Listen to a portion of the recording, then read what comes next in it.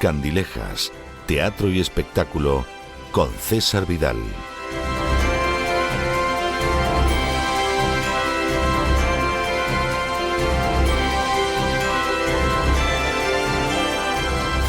Estamos de regreso para dar inicio a esa entrevista especial que tenemos siempre los viernes por la noche, la entrevista con la que acabamos las emisiones de la semana. Ustedes saben, tengo que repetirlo porque es una cuestión de justicia, que de lunes a jueves concluimos siempre el programa de La Voz con gente de primerísimo nivel, con colaboradores habituales que lo mismo pasan por el mundo de la economía, que de la psicología, que de la literatura. Y en ese sentido estamos muy satisfechos con ellos desde hace años. Pero los viernes lo tenemos reservado a gente que es muy especial. A veces es gente que es muy especial y es conocida en todo el mundo. Es ese director de cine al que en su día otorgaron un Oscar, es esa bailarina que sigue llevando el ballet por los teatros de todo el mundo, es ese cantante de bel canto, pues que pasea la ópera por escenarios del planeta. Y por supuesto es gente conocida internacionalmente. A veces es gente también excepcional, pero que es conocida dentro de los límites de su nación. Y ahí queremos, lógicamente, que al argentino lo conozcan en México, que al mexicano lo conozcan en Perú, que al peruano lo conozcan en España, que al español lo conozcan en Paraguay. Tenemos la idea de que esa persona que es notable, que es extraordinaria, que es especial, sea conocida más allá de las fronteras de su nación.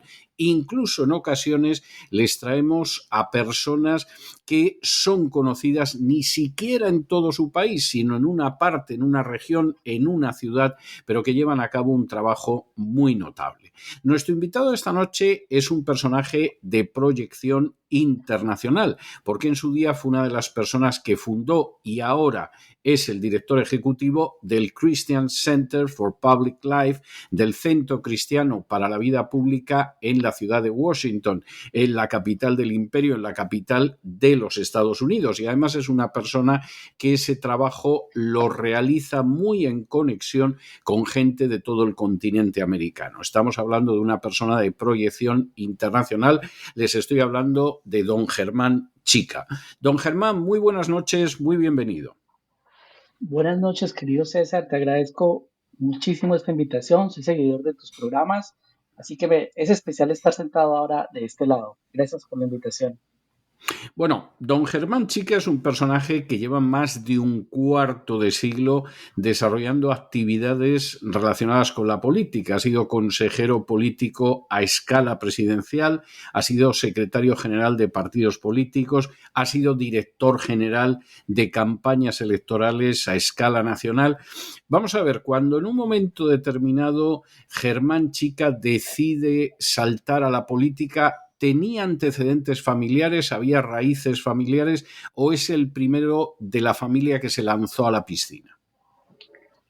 Debí ser el primero porque vengo de una familia básicamente comerciante, de una ciudad de Colombia caracterizada por ser centro de intercambios. Es una ciudad muy poco conocida, su nombre es Pereira, que solo ha dado lugar a un presidente de nuestro país, a un presidente de la República, que también ocupó cargos acá en Washington, que se llama César Gaviria. Y en esa ciudad mi familia era básicamente comerciante y mi destino estaba trazado en esa línea. Al terminar mis estudios, mi padre me dijo, mira, tienes ya este capital para que pongas en marcha tu propio negocio, para que comiences, como lo han hecho tus hermanas. Y bueno, digamos que ese camino ya estaba pavimentado. Y yo pensé, esta es una decisión muy importante. Siempre he sido muy creyente y le dije, Dios mío, guíame en qué deseas de mí, en dónde puedo servir. Quiero que me traces el camino, no quiero equivocarme. Y esa solicitud a Dios, querido César, puso al frente mío inmediatamente periódicos, revistas de temas internacionales, reseñas de Ronald Reagan, reseñas del conflicto con Rusia, con Gorbachev, la perestroika, Glasnost, etcétera, y sentí una conexión en ese momento inmediata con esos temas y dije, quizás lo mío no son las ventas, los inventarios y el comercio y los márgenes de utilidad, sino más bien los temas internacionales, los temas públicos y de gobierno, y decidí enfocarme en esa vía desde la universidad. ¿Qué pasa cuando Germán Chica llega a casa y resulta que en vez de dedicarse al comercio, que es lo que se supone que tenía que haber hecho siguiendo una tradición familiar, de pronto lo que le interesa es la política internacional? ¿Esto cómo se lo toman en casa? ¿Se lo toman bien o dicen, hijo Germán, en fin, haz algo útil, lábrate un porvenir y luego si quieres pues lees la prensa o ves los noticiarios? ¿Cómo recibieron esto? Sí, sorprendentemente la que dio un paso adelante diciendo, cuentas conmigo, con nosotros, fue mi madre. Mi padre Curioso. lo tomó más en calma, pero las que sí se sorprendieron fueron mis hermanas, porque cada una tenía su propio negocio y yo ayudaba un poco a hacer como el enlace entre ellas, cuatro mujeres, yo era el único hijo varón. Así que cuando decidí ya irme a otra ciudad a estudiar, un poco fue un vacío de interconexión para ellas, más bien de conciliador entre ellas. Así que me fui a ser buen conciliador más bien a los partidos, a la vida pública, a los gobiernos locales y sí, y tuve el apoyo finalmente de toda mi familia. Ya en otras decisiones futuras hubo más cuestionamientos, pero en ese momento dijeron, claro, ve a la capital del país, a Bogotá, prepárate, te apoyamos, adelante. Bueno, ¿y cómo entra finalmente Germán Chica en la política real? Es decir, pasa de esas lecturas, de ese interés, de esa fase de formación, a decir, ya desciendo realmente a ese lago que es la política. Sí, sucedió un hecho que me marcó de alguna manera, y es que el año en que paso del colegio, de la secundaria a la universidad, Colombia estaba impulsando una nueva constitución, la reforma de la constitución, de la carta que dirigía a la nación. En ese momento, pues un tema nuevo para mí como estudiante, pero al haber tanta información, tantas publicaciones, estaba en el debate de todo el país, los jóvenes quieren impulsar una nueva constitución, obviamente me conectó, me puse al tanto, entendí la información y aún sin comenzar la universidad terminé apoyando a un partido, a un líder que quería llevar sus ideas a esa constituyente que iba a reformar la constitución de Colombia y terminé haciendo activismo. Muy pronto me convertí, antes de ir a la universidad, en columnista del periódico local, escribiendo desde la perspectiva joven sobre esos temas del cambio de la Constitución. Y ahí sentí que Dios me estaba marcando un rumbo y era el del servicio público. Así que ese fue el momento en que sentí como ya ese cambio interno de lo comercial a lo público. Y ya luego en la universidad, esa misma campaña que fue exitosa de promover la constituyente y una nueva constitución para Colombia a principios de los años 90, eh, inmediatamente entré a la universidad, ya estaba en elecciones de consejos estudiantiles, de líderes jóvenes, yo mismo presidente del consejo estudiantil también, así que sentí muy pronto que las elecciones, apoyar a otros, hacer equipos, marcarse una visión para hacer algo, construir algo, desde alguna posición era lo que me movía. También había algo como del juego, de la competencia, de quién gana, quién pierde, etcétera, que en ese momento, lo veo como algo superficial, pero en ese momento, en esa juventud me movía. Así que muy pronto ya estaba en elecciones, en la universidad, y el punto ya siguiente, relevante, es, fui convocado, entró un miembro del gobierno del presidente César Gaviria de Colombia a un salón de clase y dice, necesitamos un joven de Pereira como el presidente para hacer una práctica en la presidencia de la República. Y como era una ciudad pequeña, yo era prácticamente el único y así estuve ya en la universidad haciendo mis prácticas universitarias en la presidencia de Colombia. Yo siento, voy a contar una anécdota que creo que no he contado nunca en público, pero siento un especial cariño por esa constitución colombiana que voy a intentar explicar. Y es que allá en el siglo pasado, pero además siglo pasado, y yo estuve en Colombia en varios viajes ayudando a gente de iglesias evangélicas que querían que se reconociera el derecho a la objeción de conciencia. Yo tenía una experiencia jurídica dilatada en ese terreno en Europa y entonces viajé varias veces a Colombia para asesorarlos, ayudarlos, etcétera, y en un momento determinado pues la relación que teníamos terminó. Es decir, yo realicé una serie de viajes y hasta ahí llegó. Pero en el año 2017, coincidiendo con el 5º centenario de la Reforma, a mí me invitan, entre otros países, a Colombia a dar una serie de conferencias sobre la Reforma. Y en una de ellas acude gente que yo había conocido muchísimos años atrás, décadas atrás, y que me dicen, queremos decirle que aunque no hayamos tenido contacto con usted estos años, siempre lo hemos recordado, porque usted fue la persona que nos impulsó para que en un momento determinado consiguiéramos que en la nueva Constitución colombiana se incluyera el reconocimiento al derecho a la objeción de conciencia. Yo me quedé absolutamente pasmado, pero recordaba a esa gente con la que no había tenido contacto en décadas y me insistieron en ello y me comentaron, bueno, aquello fue el punto de inicio, a partir de ahí nosotros seguimos trabajando, conseguimos que entrara en la Constitución, aquello fue muy importante. Yo me quedé sorprendido, pero es de eso que te une todavía más entrañablemente a un país que quieres, como en mi caso es el caso de Colombia. Bueno, y estamos hablando de esa etapa estudiantil. ¿Dónde está situado en esos momentos políticamente Germán Chica? Sí, en ese momento y justamente cuando las fuerzas políticas de Colombia dicen vamos a cambiar la constitución, sucedió algo inédito que no se ha repetido, y es que las tres tendencias políticas más importantes, incluyendo la que yo apoyaba y por la que salí a hacer campaña muy joven, estaban representadas en esa constituyente. Estaba Álvaro Gómez, era un líder conservador, un líder creyente que representaba toda esa tendencia ideológica en Colombia, lo que muchas veces, a veces tratan de tildar derecha, etcétera, pero era básicamente un ideario conservador. Eh, También estaba la fuerza un poco más progresista, el Partido Liberal, con un líder destacado, ambos ya eh, han fallecido, que es Horacio Serpa, e incluso había un líder de una facción subversiva que se había desmovilizado, había entregado sus armas y querían hacer política sin armas, que era Antonio Navarro. Y yo había apoyado a Álvaro Gómez, sus ideas sobre la familia, sobre la nación, sobre la libertad, etcétera, que defendía, y los tres estuvieron en esa constituyente.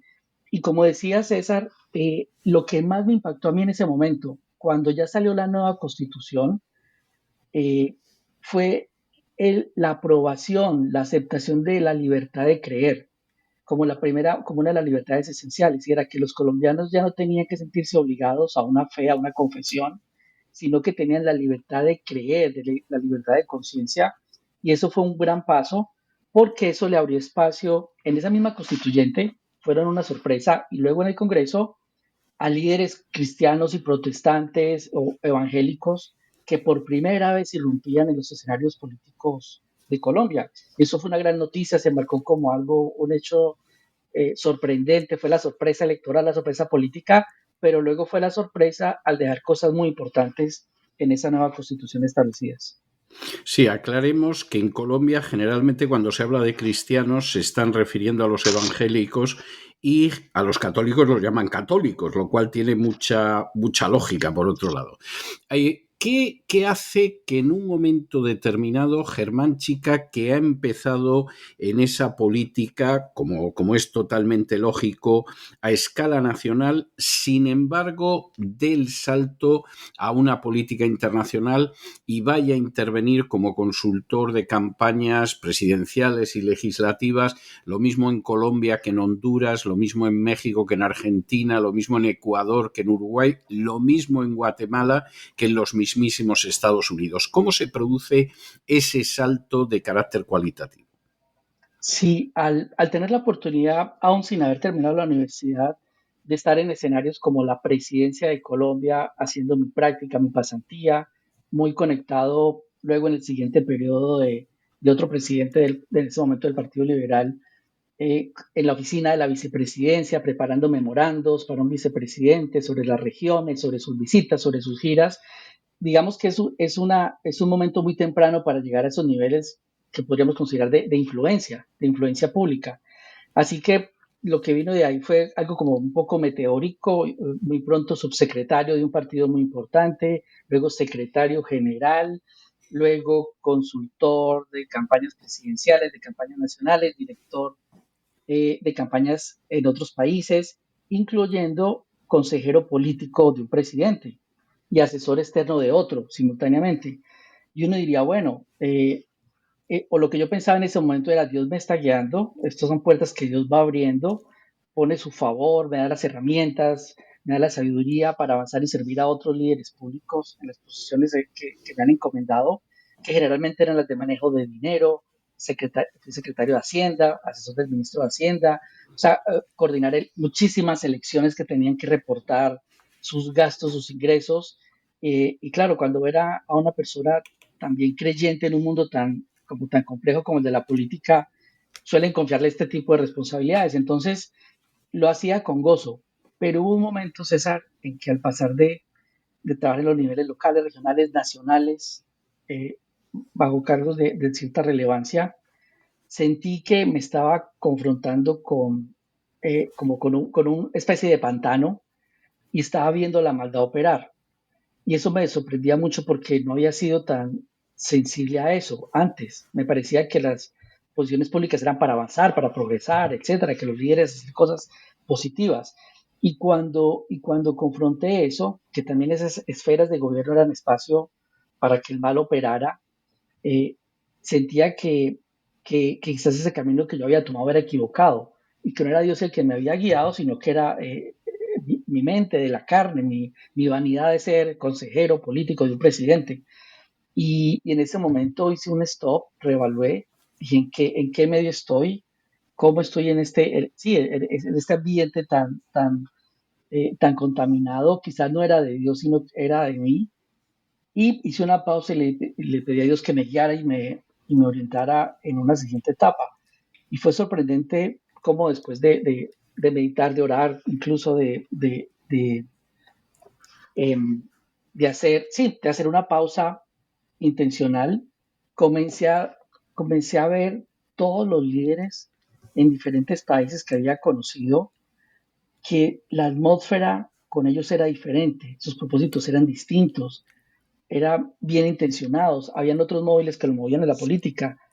Y qué sorpresa cuando me di cuenta que la mayoría, el denominador común era que eran evangélicos en los congresos de Perú, en los congresos de Colombia, en el Congreso de Honduras, entre otros. Y dije, aquí quizás lo que me está diciendo Dios es, más bien deja de servir con tu talento y tus habilidades al partido que pueda contar contigo, al líder que desee tenerte a su lado ayudando, y más bien dedícate a servir a este grupo que necesita ayuda, que necesita apoyo y que esté rompiendo en la vida política del continente. Y en ese momento hice ese viraje a dedicarme a apoyar en un contexto sin ánimo de lucro, desde una organización sin carácter partidista a la nueva generación de líderes cristianos evangélicos del continente. Que es además un momento histórico, porque estamos hablando de un proceso realmente muy reciente en términos históricos, en el cual se pasa de ser una minoría, a veces muy minoritaria e incluso muy mal vista y hasta perseguida, a de pronto dar el salto a posiciones sociales y políticas que son relevantes. O sea, ese es un momento histórico que no tiene más vuelta de hoja y que a mí me parece que además es importantísimo. Estábamos hablando antes de esa época en que algunos de los referentes, de los personajes de relevancia, son un Ronald Reagan en Estados Unidos, son un Mikhail Gorbachev en la Unión Soviética, el último secretario general en la Unión Soviética. Es una época en la que también, y a algunos esto les sonará extraño, porque verdaderamente es algo que se fue ajando y que se fue marchitando con el paso del tiempo, pero es también la época del enorme peso en la política hispanoamericana de la teología de la liberación. ¿Germán Chica se encontró con la teología de la liberación? Sí, César, fue algo que, bueno, pienso que me cambió de muchas maneras mi mentalidad y es que al nacer en una ciudad intermedia de Colombia, el ambiente era católico, por tradición, por el carácter, sí, las raíces latinoamericanas. Pero con mi fe era muy activo en las actividades de la iglesia local, de la diócesis local, y en esos momentos en que estaba en mi liderazgo incipiente, desarrollándose, fui invitado a entrenamientos, a talleres, a encuentros, y uno de esos era en Ecuador, en un sitio muy atractivo, en las playas cerca a Guayaquil y en las playas de Salinas, cerca de Guayaquil, y era un encuentro internacional con jóvenes de Chile, de Ecuador, de Colombia, etcétera. Dijimos, no, esta es una oportunidad inmejorable. Atendí este campamento para líderes jóvenes y lo que me encontré era toda una serie de conferencias donde estaban tratando de adoctrinarnos sobre la teología de la liberación.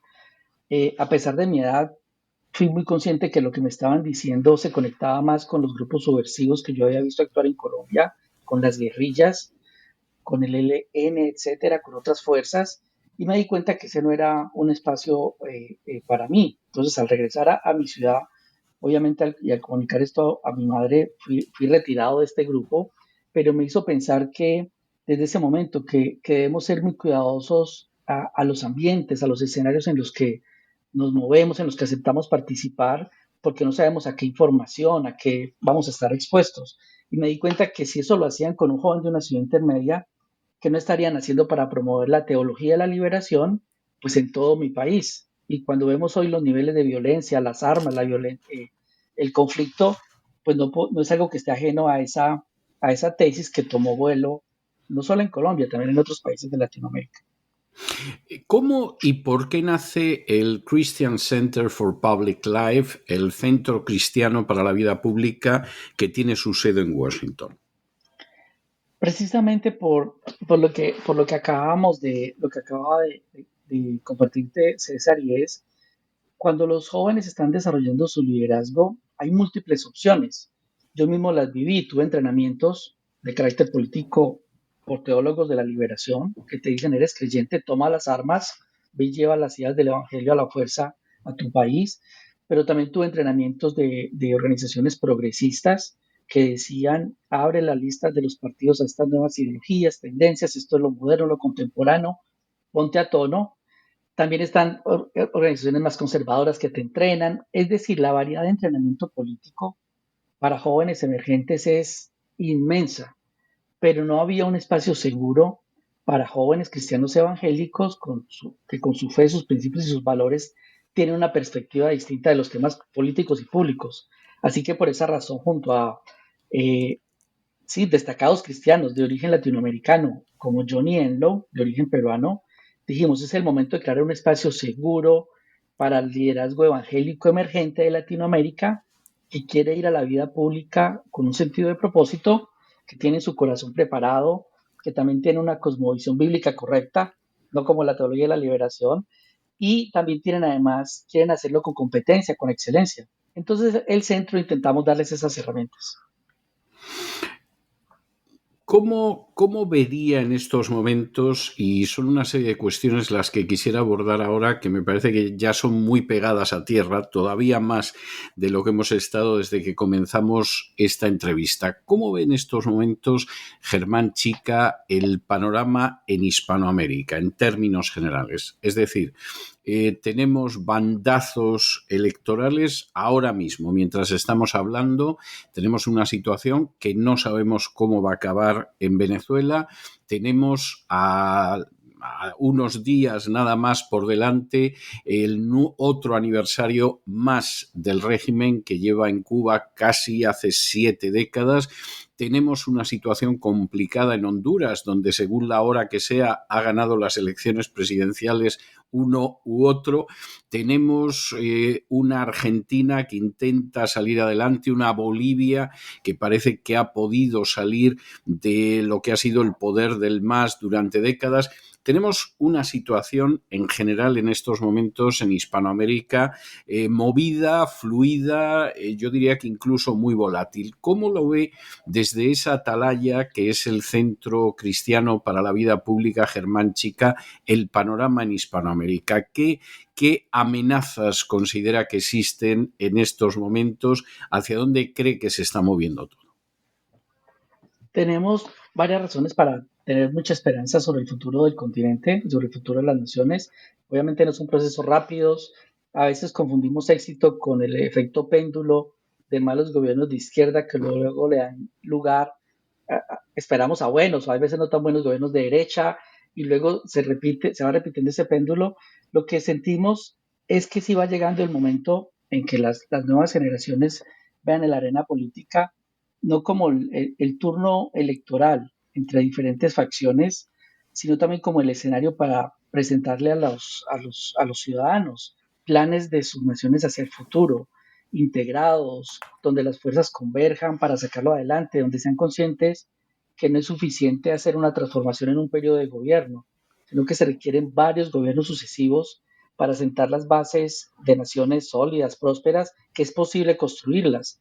El mismo caso de Estados Unidos, casos de Corea, muchas naciones que se han basado en los principios y valores correctos para estructurar sus sociedades, dan fe de que se puede lograr, de que no son tareas imposibles, como a veces luce desde la perspectiva latinoamericana.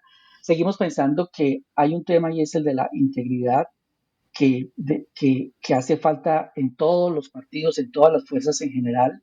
A veces se tienen las ideas ideológicas o las ideas de gobierno adecuadas para un momento de un país, pero muchos gobiernos siguen fallando en el carácter con el que los líderes se conducen y sus círculos y sus equipos. Así que tenemos esperanza que se está moviendo en la dirección correcta del continente. No va a ser fácil, nunca se va a lograr que todo esté con vientos positivos, pero sí creemos que también se está adquiriendo una conciencia en Latinoamérica de intentar que las soluciones surjan de los propios países. En mi época, ahora que mencionábamos los 80, Reagan, los 90, Gorbachev, etcétera, se pensaba que nuestros países no podían solucionar un problema, o la seguridad o el desarrollo económico o el conflicto o la violencia de las guerrillas de izquierda, si no había un país como Estados Unidos que aportara la solución. Y muchos presidentes decían, y muchos gobiernos, y los conocí, vamos a resolver este problema cuando Estados Unidos lo resuelva. Bueno, hay Entonces había una gente que sigue especie, pensando eso ahora también, en algunos casos. entonces había una dependencia de los avances de Estados Unidos. Así que, y casi todas las instituciones y soluciones parecen una réplica de algo que ya Estados Unidos había creado. Pero creo que ahora en esta década hay una mayor conciencia de que no se debe esperar eso, de que no es viable a veces ni oportuno, sino que son las soluciones latinoamericanas las que deban implementarse y desarrollarse.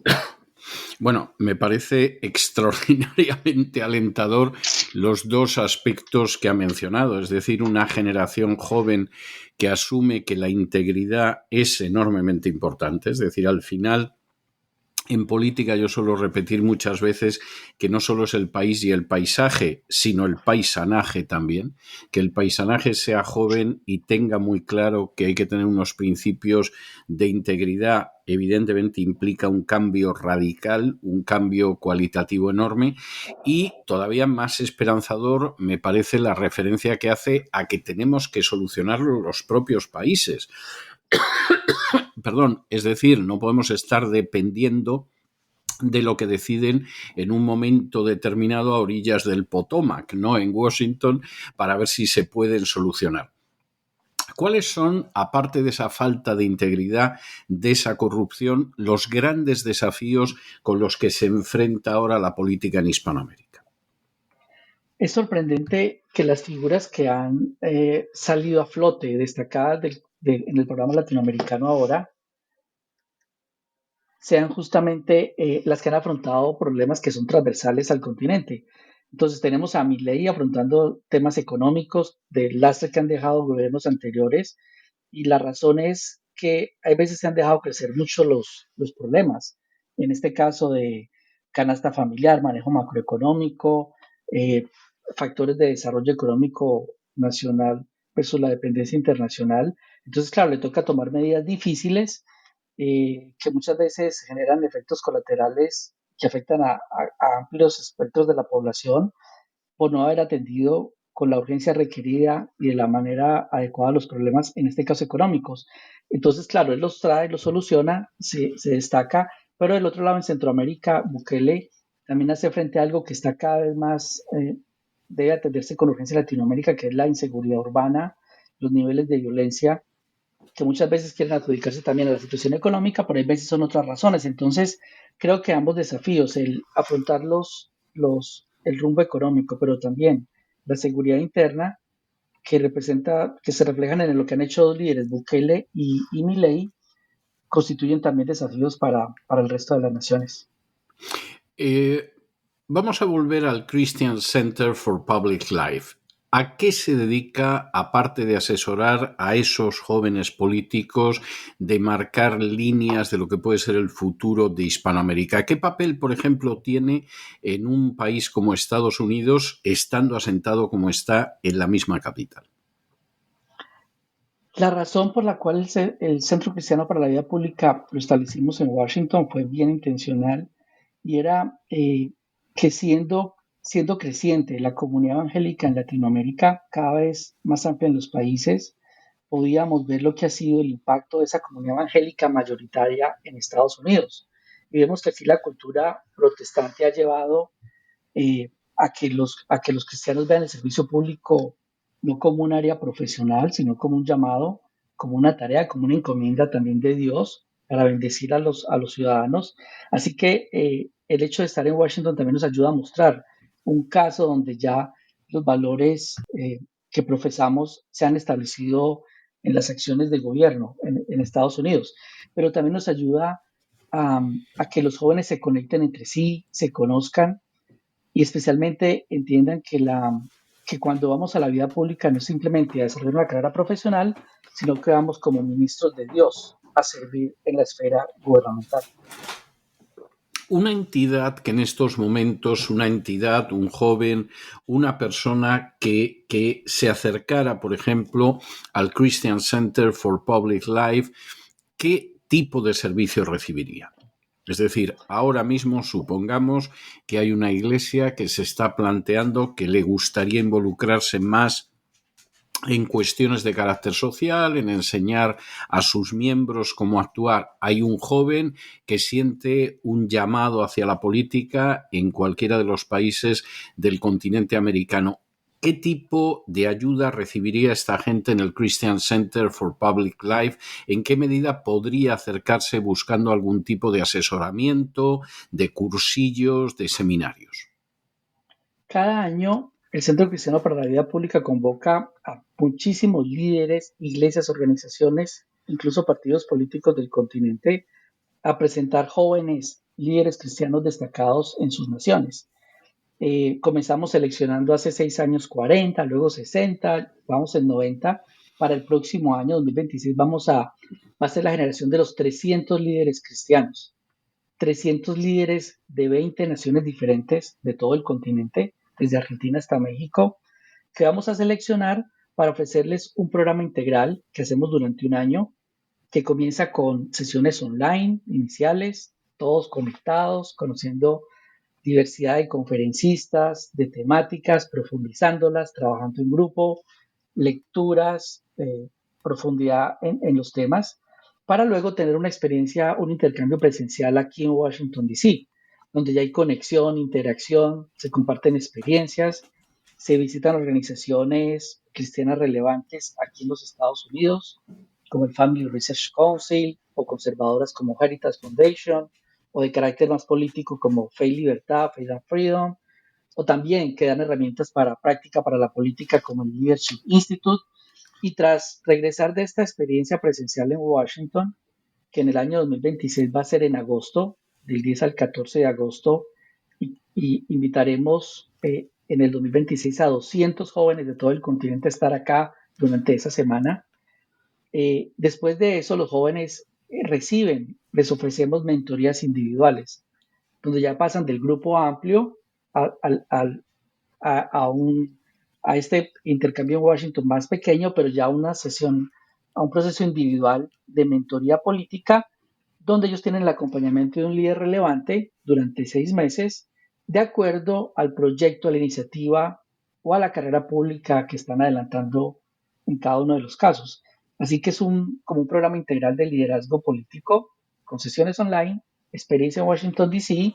y mentoría individual, con el propósito de convertirnos o de servirles más bien como una incubadora de liderazgo para esos talentos cristianos que Dios ha llamado a la vida pública.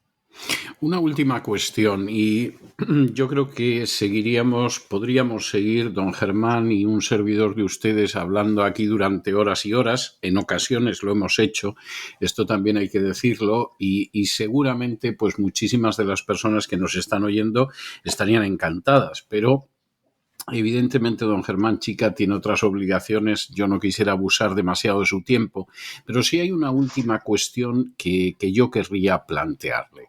Estamos hablando de un cambio generacional, estamos hablando de un cambio acelerado de cosmovisión en todo el continente americano. Estamos hablando de la formación de nuevos dirigentes políticos, de gente que se dedica a esa tarea. Si efectivamente esto sigue avanzando como ha ido avanzando en las últimas décadas y sobre todo de manera muy acelerada en los últimos años, ¿cómo cambiaría la sociedad hispanoamericana? ¿Sería una sociedad más justa? ¿Sería una sociedad donde la integridad política permitiera que finalmente los planes políticos lleguen a buen puerto? ¿Sería una sociedad más libre? ¿Sería una sociedad más próspera? ¿Cuáles podrían ser los resultados de todo ese nuevo liderazgo que se va incorporando poco a poco a todas las naciones al sur del Río Grande? Extraordinaria pregunta, querido César, para esta conversación de viernes, porque a veces pensamos que es algo novedoso, que es algo emergente en Latinoamérica, pero la realidad es que hace más de 100 años otras naciones tuvieron el impacto positivo de las ideas, de los valores inspirados por el cristianismo en sus naciones. Lo que es Países Bajos, Holanda, Suecia, Noruega, Corea del Sur, más recientemente el propio Estados Unidos, son naciones que han prosperado, se han desarrollado, han dado niveles de bienestar excepcionales a su población en entornos pacíficos, de tal manera que el fruto de tener principios y valores adecuados que inspiren la acción gubernamental es evidente, es notorio. Eh, y eso es lo que quisiéramos ver en Latinoamérica, que haya un cambio en la mentalidad, no es fácil. La comunidad evangélica está siendo creciente y así como en Estados Unidos están comenzando a celebrar que bueno, digamos, entre paréntesis, los latinos que vienen legalmente a Estados Unidos han comenzado a impactar positivamente por su trabajo duro, sus valores familiares y su fe. En Latinoamérica también podríamos estar gestando eh, un gran movimiento donde estos valores reinen en la vida pública y deje de ser ese sitio oscuro donde solo algunos con malos propósitos tienen espacio y donde el servicio se ha dejado de lado durante muchas décadas. Sí, estoy totalmente de acuerdo. Incluso en algunos casos, de manera muy lamentable, se ha optado por una visión escapista que desea que aquí se acabe todo pronto, que desaparezcamos y que no pensemos en la generación siguiente, cuando en realidad nadie sabe si antes de la venida de Cristo vamos a estar una generación, 2 generaciones o 400 generaciones. Nosotros tenemos que sembrar y construir y pasar el testigo a la generación siguiente y en la medida de lo posible dejarles un mundo mejor que aquel que nos encontramos, que sin duda forma parte de la labor de don Germán Chica. Don Germán, muchísimas gracias por la generosidad que ha tenido usted dándonos estos minutos, concediéndonos este tiempo para poder acercarnos un poquito a su persona y yo creo que mucho a la labor que realiza el Centro Cristiano para la Vida Pública desde Washington y sobre todo a esa nueva visión con esperanza, con ilusión, me atrevería a decir que incluso con gozo y alegría con que uno puede contemplar Hispanoamérica sabiendo que hay nuevas generaciones que están tomando el timón. Muchísimas gracias por todo y hasta la próxima. Que el Señor le bendiga. Bendiciones, querido César, y un saludo para todos los oyentes. Gracias por la invitación.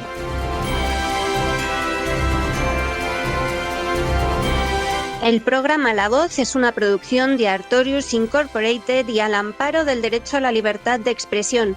No se hace responsable de las opiniones vertidas en el curso del mismo.